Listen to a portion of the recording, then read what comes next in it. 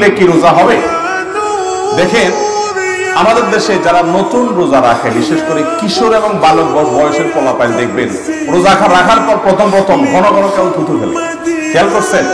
একটু পর পরই ঘর থেকে বাইরে হয়ে যায়, বাইরে যে থুতু ফেলে আসে, বেসিনে চলে যায়, বেসিনে যে থুতু ফেলে আসে। নতুন নতুন রোজাদার হলে একটু বেশি করে, আর যারা খুব বেশি প্র্যাকটিসিং না, রোজার মাঝে মাঝে অত গভীর ভাবে জান না, তারাও একটু বেশি বেশি থুতু ফেলে, দেখবেন ঘন ঘন থুতু ফেলে। অথচ রোজা রেখে থুতু গিললে রোজার কোনো ক্ষতি হবে না। থুতু এটা আপনার ন্যাচারাল একটা বিষয়। থুতু যদি আপনি টোটালি ফেলতে থাকেন, একটুও না গিলেন, আপনি বাঁচবেন? মানুষ কিন্তু বাঁচবে না, গলা শুকাইতে মারা যাওয়ার অবস্থা তৈরি হবে।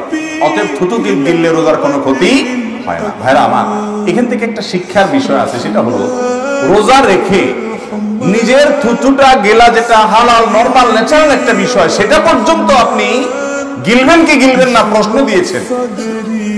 তার মানে আপনার মধ্যে ভয় আছে যে আল্লাহ, রোজাটা যেন কোনোভাবে না ভাঙে। পান করব না, আহার করব না, একটু এক ঢোক পানি পান করব না, পিপাসা আছে, হাতের কাছে পানিও আছে, চাহিদাও আছে, যোগানও আছে, তারপরও আমি সেটা করছি না, কারণ আল্লাহ নিষেধ করেছে।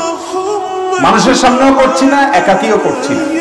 রোজা আমাদেরকে ট্রেনিং দেয় যে তোমার সামগ্রিক জীবনে এভাবে হারামের হাতছানি আসবে, তোমার টাকার দরকারও হবে, দুর্নীতি করার সুযোগও আসবে, তারপরে তুমি সেটাকে না বলবা।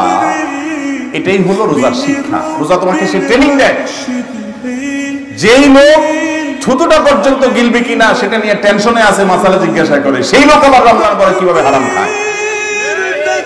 সে হারাম এই জন্য খায় যে রোজার শিক্ষাটা সে ধারণ করতে পারে না। রোজা যাকে পরিবর্তন করতে পারে না, তার রোজাটা উপবাস থাকা ছাড়া কিছু নয়। আমার কথা নয়, নবী করিম সাল্লাল্লাহু আলাইহি ওয়াসাল্লামের কথা। অতএব ভাইরা আমার, রমজান মাসে রোজা রেখে আমরা সমস্ত হারাম কাজ ছাড়ার প্রশিক্ষণ, ট্রেনিং, অভ্যাস গড়ে তুলব ইনশাআল্লাহ। আল্লাহ আমাদেরকে তৌফিক দান।